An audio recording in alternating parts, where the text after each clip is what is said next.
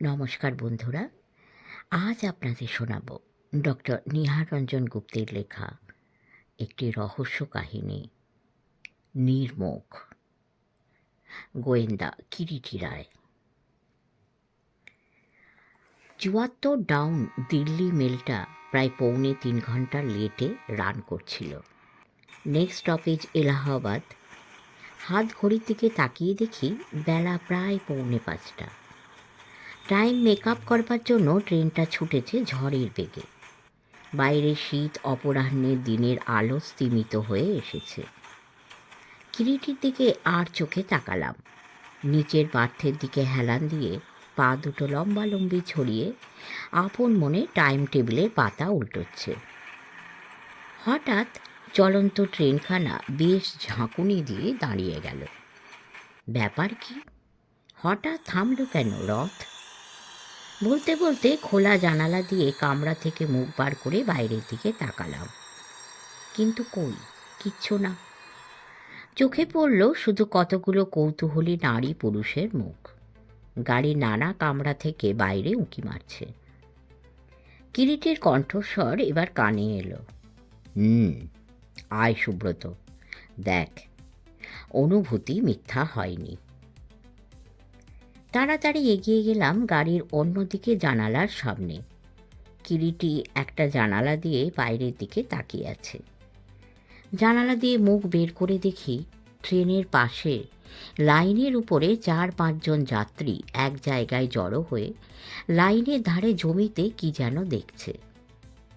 কিরিটি ততক্ষণে গাড়ির দরজা খুলে নিচে নেমে পড়েছে। আমিও অনুসরণ করি সকৌতূহলে। আমাদের কামরাটা গাড়ির মাঝামাঝি। ভিড় জমেছে গাড়ির প্রায় শেষ দিকে। অ্যাংলো গার্ড সাহেব ইতিমধ্যে তার কামরা থেকে নেমে এগিয়ে এসেছে। একজন ভদ্রলোককে জিজ্ঞাসা করি, ব্যাপার কি মশাই? এ অ্যালার্ম টেনে গাড়ি থামিয়েছে, কোনো অ্যাক্সিডেন্ট হবে? আমরা ঘটনাস্থলে পৌঁছতে পৌঁছতে সেখানে যাত্রীর ভিড় আরও জমে উঠেছে। ভিড়ের ভিতর থেকে ফাঁপা একটা গুঞ্জন কানে এলো। আপ আর ডাউন দুটো লাইনের মাঝামাঝি জায়গায় এক মধ্যবয়সী ভদ্রলোক চিত হয়ে পড়ে আছে। পরনে দামি মিহি ঢাকাই ধুতি, গায়ে সাদা ভায়োলার পাঞ্জাবি, পায়ে দামি চকচকে পেটেন্ট লেদার পামশু, হাতে দামি রিস্টওয়াচ। একটা হাত পিঠের নিচে চাপা পড়েছে, অন্য হাতখানা পাশে ছড়ানো। সেই হাতে ৩ আঙুলে সোনার ৩টে আংটি, মাঝের আংটিটায় বোধহয় হিরে বসানো। ম্রিয়মাণ সন্ধ্যালোকেও ঝিকমিক করছে। ১৫-২০ জন নানা বয়সী পুরুষ যাত্রী চারপাশে ভিড় জমিয়েছে। মাটিতে পড়ে নিশ্চল নিষ্কম্প দেহটা, সেদিকে তাকালেই বুঝতে দেরি হয় না লোকটি মারা গেছে। মৃতদেহের পাশে ৩০ বছর বয়সের যুবক, কালো রঙের সার্জের প্যান্ট পরা, গায়ে গরম হাফ শার্ট, অচঞ্চল দৃষ্টিতে ভূপতিত দেহটার দিকে তাকিয়ে দাঁড়িয়ে আছে, একেবারে অতি নিকটে। যুবকের হাতে সোনার রিস্টওয়াচ, চোখে সোনার চশমা। গার্ড সাহেবের জিজ্ঞাসাবাদে জানা গেল মৃতদেহ ওই যুবকটির কাকার। ফার্স্ট ক্লাস একটা কুপে রিজার্ভ করে উক্ত যুবক সাধন সরকার ওর কাকা ভূপেন সরকারকে নিয়ে দিল্লি থেকে আসছিলেন।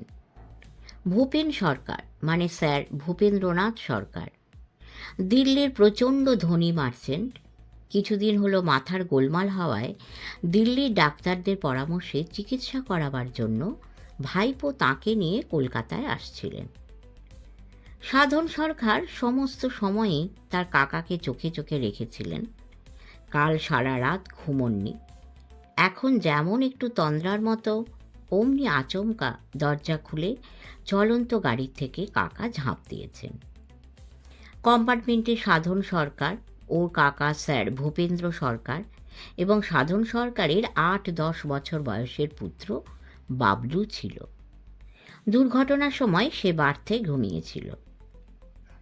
সাধন সরকারের চোখ মুখের দিকে তাকালেই বোঝা যায় আকস্মিক অভাবিত দুর্ঘটনায় তিনি অত্যন্ত মুচড়ে পড়েছেন।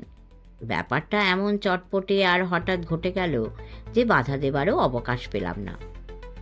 ধরা গলায় সাধন সরকার বললেন, আসন্ন শীত সন্ধ্যার ধূসর অন্ধকারে প্রকৃতির বুক থেকে শেষ আলোর চিহ্নটুকু পর্যন্ত ততক্ষণে যেন লুপ্ত হয়ে গিয়েছে। মৃতদেহটা ধরাধরি করে স্যার ভূপেন্দ্রনাথের রিজার্ভ কোপেতেই তুলে দিয়ে গাড়ি ছাড়বার নির্দেশ দিল। যাত্রীরাও গুঞ্জন করতে করতে যে যা নিজের নিজের কামরার দিকে ছুটল, আমরাও গেলাম। গাড়ি ছেড়ে দিল। গাড়ির কামরার আলো জ্বলে উঠেছে। আমাদের কামরায় আমি, কিরিটি আর একজন মধ্যবয়সী গুজরাটি ভদ্রলোক। গুজরাটি ভদ্রলোকটি বেশ মোটাসোটা এবং নাদুস নুদুস। গাড়িতে ওঠা স্তক দেখছি ভদ্রলোক কেবল পড়ে পড়ে ঘুমোচ্ছেন। মধ্যে মধ্যে দু চারবার অতি কষ্টে নিদ্রা জড়িত চক্ষু মেলে আমাদের দিকে তাকিয়ে প্রশ্ন করছেন, গাড়ি মোগলসরাই পৌঁছে গেল বাবু সাহেব, আমি কাশি যাবে, মোগলসরাইয়ে উতরবে। প্রতিবারই আমি বলেছি, মোগলসরাই এলে আপনাকে উঠিয়ে দেব। আমরা গাড়িতে উঠতেই ভদ্রলোক প্রশ্ন করলেন, এ গাড়ি মোগলসরাই কি পৌঁছলো বাবুজি? না, নিধ যাইয়ে, মোগলসরাই আভি দূর। কিরিটি এবার জবাব দিল, এলাহাবাদ স্টেশন আর বেশি দূর নয়। এবারে এলাহাবাদে কিরিটি সিগার কেস থেকে একটা সিগার নিয়ে তাতে অগ্নিসংযোগ করল। কিরিটি চোখের দৃষ্টিতে যেন একটা অন্যমনস্ক ভাব। বুঝলাম ওর মুখের দিকে তাকিয়ে কি যেন চিন্তা ওর মনের মধ্যে পাক খাচ্ছে। কিরিটি? আমার ডাকে কিরিটি আমার দিকে জিজ্ঞাসুভাবে দৃষ্টি ফেরালো। তোর মনের ইনস্ট্রাকশনটা বেশ সময় মাফিক লেগে গেল,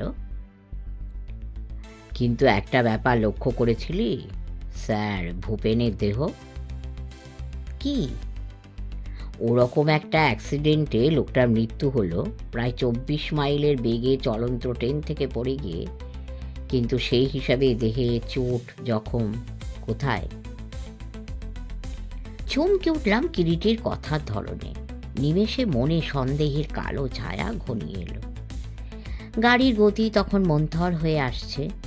ক্রমে ক্রমে দূরে এলাহাবাদ স্টেশনে আলোকমালা চোখে পড়ে। এলাহাবাদ স্টেশনে এসে পৌঁছল। কি বলছিলি কিরিটি? প্রশ্ন না করে পারলাম না। মৃত্যুটা ঠিক দুর্ঘটনা বলে মনে হচ্ছে না রে সুব্রত। মৃদু কণ্ঠে কিরিটি জবাব দিল। তাহলে? হ্যাঁ, সরকারের সম্পর্কে যতটুকু জানা গেছে, চলন্ত ট্রেন থেকে লাফিয়ে পড়ায় মৃত্যু। সহজভাবে মেনে নিতে পারছি না সুব্রত। বলে পরক্ষণে ওর বক্তব্য শেষ করলে, কাকা মরেছে, বুঝুক তার ভাইপো। মিথ্যা আমাদের খানিক আরও দেরি করিয়ে দিল। একই ট্রেনটা ঘন্টা 3 লেট রান করছিল, তার সঙ্গে যোগ হলো আরও 3 কোয়ার্টার। ভাবছি এক কাজ করলে হয়। কি? ওর কথায় কাশীর শিবশরণের কথা মনে পড়ে গেল। সেখানে 2 দিন থেকে গেলে কেমন হয়? আপত্তি কি? হাতেও তো এমন কোনো কাজ নেই যে কালই কলকাতায় ফিরতে হবে। তবে সেই ভালো, হল্ট অ্যাট বেনারস, বাবা বিশ্বনাথ কি জয়। হঠাৎ বাড়তে শায়িত গুজরাটি ভদ্রলোক কিরিটির কথায় প্রায় লাফিয়ে উঠে বসে, क्या हुआ बाबूजी, मुगलसराय आ गई? हैं, अभी आएगा? बिस्तर उस्तरा की बांध लूं? किरीटी हंसते हंसते बोले, हाँ, बिस्तरा उस्तरा सब कुछ बांध लीजिए। ট্রেন তখন প্ল্যাটফর্মে ঢুকছে। গাড়ি স্টেশনে থামতেই কিরিটি বললে, বল্লভ দাসের লোক পেলে চা দিতে বলো সুব্রত। কিরিটি বলবার আগেই আমি গাড়ির দরজা খুলে নামবার উদ্যোগ করছিলাম। গাড়ি থেকে সবই প্ল্যাটফর্মে নেমেছি। পরিচিত কণ্ঠস্বরে আকৃষ্ট হয়ে সামনের দিকে তাকালাম। কে? কিরিটি না? বক্তা আমাদের সেই বেনারসের শিবশরণ। শিবশরণের পরনে পুলিশের পোশাক, তার পাশে দাঁড়িয়ে জন 2 রেলওয়ে পুলিশ। আরে শিবশরণ! আমি আর কিরিটি দুজনে একসঙ্গে কথাটা উচ্চারণ করি এবং কিরিটি বার থেকে উঠে দরজার দিকে এগিয়ে আসে। দুজনে শিবশরণের পাশে দাঁড়ালাম। শিবশরণ আমাদের দিকে ফিরে বলল, 1 মিনিট ভাই। তারপর পাশে রেল পুলিশের দিকে তাকিয়ে বলল, তোমরা ততক্ষণে ব্রেক ভ্যানটা একবার খোঁজ করে দেখো গিয়ে, আমি আসছি। পুলিশ দুজনে চলে গেল। কি ব্যাপার হে? প্রশ্ন করলাম। খবর পেয়েছি বনশিলালের লোক এই ট্রেনে পেশোয়ার থেকে চোরাই আফিম নিয়ে আসছে। লোকটাকে ধরবার জন্য গত 8 মাস থেকে হন্যে হয়ে বেড়াচ্ছি। তুমি বুঝি এখন এলাহাবাদে পোস্টেড? কিরিটি প্রশ্ন করে। হ্যাঁ, এলাহাবাদের মাস কয়েক হলো বদলি হয়েছি, বিশেষ করে ওই বনশিলারের জন্যই। Ram Ram inspector sir. মিহি মেয়েলি গলায় আকৃষ্ট হয়ে যুগপৎ সকলে আমরা পাশের দিকে তাকালাম। ঢিলা পাজামা, তার উপর গরম পাঞ্জাবি আর জহর কোট পরিহিত, মাথায় জড়ি শালের টুপি, লম্বা চওড়া একটা লোক আমাদের পাশে দাঁড়িয়ে। গভীর 2 প্রান্ত ছুঁচো ল্যাজের মতো পাকানো। লোকটার মুখে হাসি, কিন্তু অত্যন্ত কুৎসিত। শিবশরণের দিকে তাকিয়ে দেখি অবরুদ্ধ ক্রোধে তার সমস্ত মুখ যেন বেগুনি হয়ে উঠেছে। শিবশরণ জবাব দিলে না। লোকটা কান কাটার মতো হাসতে লাগলো। এমন সময় দেখা গেল স্টেশন মাস্টার আর গার্ড হন্তদন্ত হয়ে এদিকে আসছেন। শিবশরণকে দেখতে পেয়ে স্টেশন মাস্টার বললেন, আরে ইন্সপেক্টর সাহেব, ট্রেনে একটা অ্যাক্সিডেন্ট হয়েছে। অ্যাক্সিডেন্ট? কিসের? কিরিটি ঠিক শিবশরণের পাশে দাঁড়িয়েছিল, চাপা গলায়। অপরে না শোনে এইভাবে শিবশরণকে বলেন, অ্যাক্সিডেন্ট নয়, এটা খুন। চমকে শিবশরণ আর আমি দুজনেই কিরিটির মুখের দিকে তাকাই। শিবশরণ অত্যন্ত বুদ্ধিমান। মুহূর্তে সে পরিস্থিতি বুঝে নিয়ে স্টেশন মাস্টারের দিকে তাকিয়ে বলে, আপনি এগোন মিস্টার চৌবে, আসুন, দেরি করবেন না। বলতে বলতে গার্ড সাহেবকে সঙ্গে করে স্টেশন মাস্টার গাড়ির সামনের দিকে এগিয়ে গেলেন। ইতিমধ্যে একসময় বনশিলাল যে কখন সরে পড়েছে টের পাইনি। কি ব্যাপার বলো তো রায়? শিবশরণ প্রশ্ন করে। সবটা জানি না। ঘটনা থেকে যতটুকু বুঝতে পারছি, স্যার ভূপেন সরকার দিল্লির বিখ্যাত ধনী মার্চেন্ট, তাকে খুন করা হয়েছে। খুন? তবে যে স্টেশন মাস্টার বললেন অ্যাক্সিডেন্ট? না, অ্যাক্সিডেন্ট নয়। খুন করে তাকে চলন্ত ট্রেনের কামরা থেকে ফেলে দেওয়া হয়েছে, যাতে মনে হবে যে ভদ্রলোক মস্তিষ্ক বিকৃতিতে ভুগছিলেন, তাই আত্মহত্যা করেছেন মস্তিষ্ক বিকৃতির ফলে। বলো কি? হ্যাঁ, এখন বাকি যা তোমার করণীয়। মৃতদেহটা ভালো করে পরীক্ষা করলেই সব পরিষ্কার হয়ে যাবে। আমরা ভেবেছিলাম তুমি কাশিতে আছো, তাই তোমার কাছেই যাচ্ছিলাম। আনন্দে শিবশরণ বলে, হে তাই নাকি? তবে মালপত্র নামাও। বলতে বলতে নিজেই কুলি টেকে আমাদের মালপত্র নামিয়ে ফেলল। কুলি, দাঁড়াও। ইতিমধ্যে সেই রেলওয়ে পুলিশ দুজন ফিরে এসেছিল। তারা এসে রিপোর্ট দিল ব্রেক ভ্যান তন্ন তন্ন করে খুঁজেও সন্দেহ করার মতো কিচ্ছু মেলেনি। স্টেশন মাস্টার আর গার্ড সাহেব কূপের মধ্যে মৃতদেহের সামনে দাঁড়িয়েছিলেন শিবশরণের প্রতীক্ষায়। গাড়ির কূপের খোলা দরজার সামনে আমাদের এগিয়ে যেতে দেখেই স্টেশন মাস্টার পিয়ারিলাল বারেকের জন্য আমার আর কিরিটির মুখের দিকে তাকিয়ে ভ্রু কুঞ্চিত করে প্রশ্ন করেন, আপনারা এখানে কি চান? শিবশরণ কূপের মধ্যে প্রবেশ করতে করতে বলে, ওরা আমার লোক পিয়ারিলাল, আমার সঙ্গে এসেছে। গার্ড সাহেব তার মণিবন্ধের ঘড়ির দিকে তাকিয়ে বলেন, আর দেরি করা যায় না, একে গাড়ি 3 ঘন্টার উপর লেট রান করছে। দেহটা নামিয়ে দেওয়ার ব্যবস্থা করুন। গাড়ি থেকে দেহ নামাবার ব্যবস্থা করতে করতে নেমে গেলেন পিয়ারিলাল। আপনার নাম জানতে পারি? গার্ডকে জিজ্ঞাসা করল শিবশরণ। আলফ্রেড চ্যাটার্জি। গার্ড সাহেব নেটিভ রক্স চান। আপনার জবানবন্দি, যা দেখেছেন বলুন। গাড়ি থামতে ইঞ্জিনের কাছাকাছি এগিয়ে গিয়ে দেখি দুটো লাইনের মাঝখানে এইটা মৃতদেহটি পড়ে আছে। যাত্রীরা চারপাশে ভিড় করেছে। তারপর মৃতের ভাইপো ওই মিস্টার সরকারের মুখে শুনলাম ইদানিং কিছুদিন যাবৎ ভদ্রলোকের মস্তিষ্কে কিছু বিকৃতি ঘটেছিল, তাই ট্রিটমেন্ট করাতে কলকাতায় নিয়ে যাচ্ছিলেন। হঠাৎ চলন্ত গাড়ি থেকে লাফিয়ে পড়েছেন। আপনার গাড়ি লেট রান করছিল কেন? পথে ইঞ্জিনের গোলমাল হয়েছিল। ইতিমধ্যে কিরিটির দিকে তাকিয়ে দেখি সে এগিয়ে গিয়ে পাশের বার্থে, যেখানে সাধন সরকারের ছেলে বাবলু তখনও ঘুমোচ্ছে, তার খুব কাছে দাঁড়িয়ে স্থির দৃষ্টিতে ঘুমন্ত বাবুলের দিকে তাকিয়ে আছে। ছেলেটির বয়স 10 বছর হলেও বয়সের হিসাবে বেশ একটু হৃষ্টপুষ্ট বাড়ন্তকরণের। দেখলে 12-13 বছরের ছেলে বলে মনে হয়। হঠাৎ কিরিটির কণ্ঠস্বরে একটু চমকিত হলাম। ঘুমন্ত ছেলেকে ডেকে কিরিটি বলছে, তোমার নাম কি খোকা? কিরিটিকে বাধা দিল সাধন সরকার।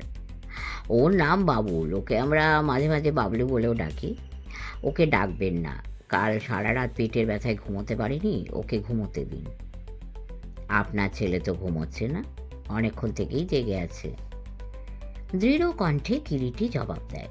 স্পষ্ট দেখতে পেলাম কিরিটির কথায় সাধন সরকারের সমস্ত মুখ যেন মুহূর্তের জন্য কালো এবং সঙ্গে সঙ্গে থমথমে হয়ে উঠল। নির্বাক তীক্ষ্ণ দৃষ্টিতে কিছুক্ষণ তাকিয়ে থাকে সাধন সরকার কিরিটির মুখের দিকে। পর মুহূর্তে চাপা ক্রুদ্ধ কণ্ঠে গর্জন করে ওঠে সাধন সরকার, এই কে মশাই আপনি? বলা নেই কওয়া নেই হুট করে আমার রিজার্ভ কূপেতে এসে উঠেছেন। নেমে যান বলছি শিগগির এই কূপ থেকে, যান। তার আগে মিস্টার সরকার, আপনাকে আমি গ্রেপ্তার করছি। You are under arrest. শিবশরণে নাটকীয় উক্তিটা আমাকেও বিস্মিত এবং স্তম্ভিত করে দেয়। মুহূর্তে সাধন সরকারের মুখখানা চুপসে গেল। ক্ষণপূর্বে সে আস্ফালন যেন কোন জাদু মন্ত্রে উবে গিয়েছে। কোনো মতে ঢোক গিলে সাধন সরকার বললেন, অ্যারেস্ট করছেন? তার মানে আপনি হতে পারেন পুলিশের লোক, কিন্তু আপনার যা বলবার মিস্টার সরকার আপনার জবানবন্দি নেবার সময় বলবেন। আপাতত আপনি আন্ডার অ্যারেস্ট। কিন্তু অপরাধ? স্যার ভূপেন্দ্রনাথকে আপনি খুন করেছেন, এই সন্দেহে আপনাকে অ্যারেস্ট করা হচ্ছে। ধীর শান্ত কণ্ঠে শিবশরণ উচ্চারণ করে, তার মানে আপনি বলতে চান আমি আমার কাকাকে খুন করেছি? আপনার যা বলবার থানায় গিয়ে বলবেন। থানায় গিয়ে বলবো মানে? আমার কাকা গাড়ি থেকে লাফিয়ে পড়ে মারা গেছে, অ্যান অ্যাক্সিডেন্ট। সেটা প্রমাণ সাপেক্ষ। শিবশরণ জবাব দেয়, প্রমাণ সাপেক্ষ মানে? ট্রেনের সব যাত্রী ব্যাপার দেখেছে। হ্যাঁ দেখেছে ঠিক, দুর্ঘটনা দেখেনি, দেখেছে তার পরের ব্যাপারটুকু। শিবশরণের কথার বাঁধনি দেখে বিস্মিত হচ্ছিলাম। এসব আপনি কি বলছেন ইন্সপেক্টর? শেষবারের মতো যেন অগাধ জলে ডুবতে ডুবতে হাতের কাছে তৃণটুকু আঁকড়ে ধরার চেষ্টা পায় সাধন সরকার। হ্যাঁ, ময়না তদন্তে সে সব পরিষ্কার হয়ে যাবে। তা হোক, তারপর আপনার কথা শুনব। জিআরপি পুলিশের অফিসে মৃতদেহ আনা হলো। টিম টিম করে জ্বলছে কম পাওয়ারের একটা বৈদ্যুতিক বাল্ব। আলো এত কম যে অদ্ভুত একটা ছায়ার রহস্য যেন থমথম করছে। স্টেশন মাস্টারের ঘরে সাধন সরকার আর তার পুত্র বাবুলকে পুলিশের হেফাজতে বসিয়ে রেখে আসা হয়েছে। টর্চ হাতে আমি, কিরিটি আর শিবশরণ তিনজনে মিলে নিচের অফিস ঘরে ঢুকলাম। টর্চের আলোটা মৃতদেহের ওপর আমাকে ফেলতে বলে কিরিটি ঝুঁকে দেহটা তীক্ষ্ণ দৃষ্টিতে পরীক্ষা করতে শুরু করলে। যাবার বোতামগুলো খুলে দিলে। মৃত্যুর বয়স 50-এর বেশি হলেও দেহের বাঁধনি অটুট আছে। মসৃণ চর্ম, প্রশস্ত রোমশ বক্ষপট, মুখের কোথাও এতটুকু কোঁচ নেই। মসৃণ রং অনেকটা তামাটে হলেও গায়ের রং কাঁচা হলুদের মতো। মুখে 2-4 জায়গায় সামান্য ছেঁচড়ে যাবার দাগ ছাড়া বিশেষ কোনো চিহ্ন দেখা গেল না। কেবল মাথার পিছনের চুল শুদ্ধ খানিকটা চামড়া ধাক্কা খেয়ে উঠে গিয়েছে। ডান হাতের উপরের হাড় ভাঙা, বাঁ হাতের কনুয়ের কাছে ছোট চৌকো সাইজের এক টুকরো অ্যাডহেসিভ প্লাস্টার লাগানো। কিরিটি সন্তর্পণে প্লাস্টারের টুকরোটা তুলে ফেলল। 1/2 ইঞ্চি ক্ষতচিহ্ন। সে ক্ষতচিহ্ন দেখে মনে হয় কোনো ধারালো কিছুতে আচমকা খোঁচা খেয়ে সেটা হয়েছে, এবং ক্ষতটা টাটকা, 10-12 ঘন্টার বেশি হয়নি বলে মনে হয়। শরীরের আর কোথাও বিশেষ কোনো ক্ষতচিহ্ন পাওয়া গেল না, শুধু মাথার 2-4 জায়গায় ছোটোখাটো 2-4টে ক্ষত ছাড়া। অ্যাডহেসিভ প্লাস্টারের টুকরোটা কিরিটি একটা কাগজে মুড়ে সযত্নে জামার পকেটে রাখল। আমরা ফিরে এলাম স্টেশন মাস্টারের ঘরে। ঘরে ঢুকে দেখি সাধন সরকার নিম্নকণ্ঠে তার ছেলের সঙ্গে কি কথা বলছে। আমাদের ঘরে ঢোকার সঙ্গে সঙ্গে সাধন সরকার চুপ করে গেল এবং সোজা হয়ে বসল। ঘরের একপাশে সরকারের বেডিং দুটো হোলডলে বাঁধা, 2টো বড় বড় চামড়ার সুটকেস এবং একটি অ্যাটাচি কেস। সাধন সরকার প্রথমেই শিবশরণকে সম্বোধন করে কথা বললে। ইন্সপেক্টর, আপনার সত্যই ধারণা আমার কাকার মৃত্যু অ্যাক্সিডেন্ট নয়? আপনার প্রশ্নের জবাব মৃতদেহের ময়না তদন্ত হলেই পাবেন। সেজন্য কালকের দিনটা আপনাকে অপেক্ষা করতে হবে। শেষের দিকে শিবশরণের কথায় যেন একটু চাপা শ্লেষ। স্যার ভূপেন্দ্রনাথ সরকারের মৃত্যুর ব্যাপারে কিরিটির একটিমাত্র ইঙ্গিত শিবশরণের মনে অনেকখানি কাজ করেছে, কিন্তু কেন জানি না সাধন সরকারকে আমি খুনি বলে ঠিক মেনে নিতে পারছিলাম না। একথা সত্য, দুর্ঘটনাটিকে সমগ্রভাবে দেখলে সাধন সরকারকে সন্দেহের অতীত বলে মনে হয় না। কিরিটির কথায় বার্তায় বা হাবে ভাবে এখনও এমন কিছু অনর্থ হয়ে ওঠেনি যাতে সাধন সরকারকে শিবশরণের মতো অমন সোজাসুজি অভিযুক্ত করা যেতে পারে। কিরিটি এখনো পর্যন্ত সাধন সরকারকে একটি মাত্র প্রশ্ন ছাড়া দ্বিতীয় প্রশ্ন করেনি। সে অন্য রাস্তা নিয়ে নিশ্চয়ই মীমাংসার চেষ্টা করছে। আর চোখে একবার কিরিটির মুখের দিকে তাকালাম। স্টেশন মাস্টারের পাশে একটা চেয়ারে বসে কিরিটি একান্ত নির্বিকারভাবে ধূমপান করছে। হঠাৎ লক্ষ্য করলাম কিরিটি চোখ ইশারায় শিবশরণকে কাছে ডাকল এবং কি যেন ফিসফিস করে কথা বলল। কিরিটির কথা মতো শিবশরণ প্রথম সাধন সরকারের যা বলবার ছিল শুনল।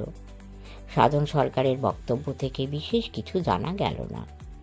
সেই পুরনো কথা, কাকার মস্তিষ্ক বিকৃতির জন্য ইত্যাদি। সাধন সরকার বিপত্নিক, দ্বিতীয়বার আর বিবাহ করেনি। 10 বছরের ছেলে বাবুলই সংসারে তার একমাত্র বন্ধন। স্যার ভূপেন্দ্র বিবাহ করেননি। মস্ত ব্যবসা ছাড়া ব্যাংকে প্রচুর টাকা, কলকাতা আর দিল্লি দুখানা প্রাসাদোপম অট্টালিকা। তার সমস্ত সম্পত্তির একমাত্র ওয়ারিশান সাধন সরকার। শিবশরণ সাধন সরকারকে বললে, এবার আপনার বাবুলকে আমরা কয়েকটা কথা জিজ্ঞেস করতে চাই মিস্টার সরকার। বেশ, করুন। আপনি তাহলে একটু বাইরে যান। বাইরে কেন? আপনি অনুগ্রহ করে কিছুক্ষণের জন্য বাইরে যান। বেশ। সাধন সরকার ছেলের দিকে বারেকের জন্য তাকে ঘর ছেড়ে চলে গেল। এতক্ষণে কিরিটি মুখ খুলল, বাবুলের দিকে এগিয়ে গেল। কি নাম তোমার খোকা? বাবুল।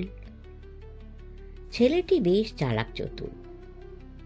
তোমরা কলকাতাতেই থাকো না? কিরিটি প্রশ্ন করে। হ্যাঁ। কোন ক্লাসে পড়ো? ক্লাস 7। দিল্লিতে বুঝি বেড়াতে গিয়েছিলে? কিন্তু এখন তো তোমাদের ছুটি নয়। না। স্কুল কামাই হলো তো? বাবাকে ছাড়া আমি থাকতে পারি না। বাবা দিল্লি গেলেন, তাই আমিও সঙ্গে গিয়েছিলাম। তোমার দাদু তোমাকে খুব ভালোবাসতেন? হ্যাঁ। দাদু এবার আমাকে কলকাতায় গিয়ে একটা সাইকেল কিনে দেবেন বলেছিলেন। শেষের দিকে বাবুলের গলা কেমন ধরে আসে। তার জন্য কি? বাবাকে বলো, বাবা কিনে দেবেন। হ্যাঁ। বাবা কিছু দেবে? কিচ্ছু দেয় না। কথাটা বলেই কেমন করে অপ্রস্তুত হয়ে বলে, বাবাকে বলবেন না, বাবা মারবে। না না, বলবো কেন? একটা ইয়ার গান তোমার চাই বুঝি? ভন্তুর আছে, শিবুরও আছে, আমার নেই। ওদের কাছে চাইলেও ওরা দেয় না। আমার বাড়িতে একটা এয়ার গানের চাইতেও ভালো বন্দুক আছে, আমি দেব সেটা তোমাকে। দেবেন? তাহলে কিন্তু এত বড় একটা দিতে হবে। অপ্রত্যাশিত আনন্দে বাবুলের চোখের মণি দুটো চকচক করে ওঠে। দেব। কিন্তু হঠাৎ বাবুলের মুখের চেহারা কেমন মলিন হয়ে যায়। কি? বাবা নিতে দেবেন না। মৃদু কণ্ঠে সে বলল, আমি দিলে তোমার বাবা কিচ্ছু বলবেন না। সত্যি? হ্যাঁ, তোমার বাবার আমি অনেক দিনের বন্ধু। তবে বাবা ও কথা বললে কেন? কি কথা? না, আমি বলবো না। ভয়ে যেন কেমন সংকুচিত হয়ে বাবুল বলল, বলোই না। কিরিটি সস্নেহ কণ্ঠে সাহস দেয়, না, বাবা বকবে। কিচ্ছু ভয় নেই, বলো। বাবা বলেছে আপনারা ভালো লোক নন, আপনাদের সঙ্গে বেশি কথা বলতে। কোনো মতে সন্তর্পণে কথাগুলো যেন উচ্চারণ করে বাবুল।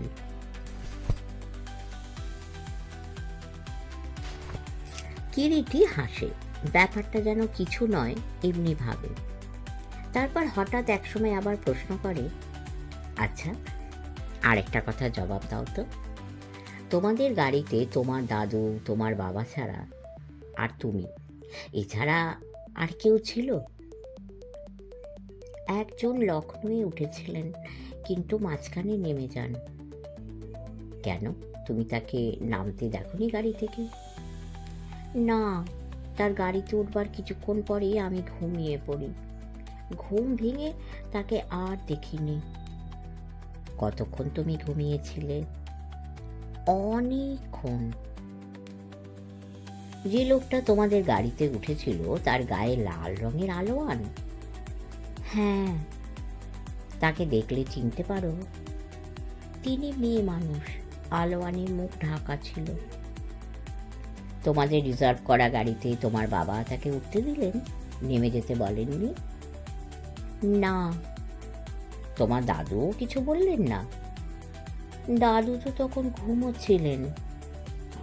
তুমি বুঝি সেই লাল আলোয়ানের ঘোমটা দেওয়া মেয়ে লোকটি গাড়িতে উঠবার পর ঘুমিয়ে পড়ো? হ্যাঁ, বাবা আমাকে ফ্লাক্স থেকে এক গ্লাস দুধ ঢেলে দিয়ে সেটা খেয়ে শুয়ে পড়তে বলল। আমি দুধ খেয়ে শুয়ে পড়ি। সে মেয়ে লোকটি তোমার বাবার সঙ্গে কথা বলছিল? না, মুখ ফিরিয়ে বসেছিল, কোনো কথা বলেনি। তোমার ঘুম ভেঙেছিল কখন? এই স্টেশনে ট্রেন ঢুকবার আগে। সে সময় তোমার দাদুকে কামরার মধ্যে দেখোনি? হ্যাঁ, দাদু মরে গিয়েছেন তখন। বাবা বললে দাদু গাড়ি থেকে লাফিয়ে পড়ে মরে গেছেন। তোমার দাদুর মাথা খারাপ হয়েছিল? হ্যাঁ। আমরা নিঃশব্দে এ কথা শুনছিলাম। এতক্ষণে জলের মতো ব্যাপারটা পরিষ্কার হয়ে যায়। বুঝতে পারি কেন সাধন সরকারকে বাদ দিয়ে বাবুলকে নিয়ে পড়েছে।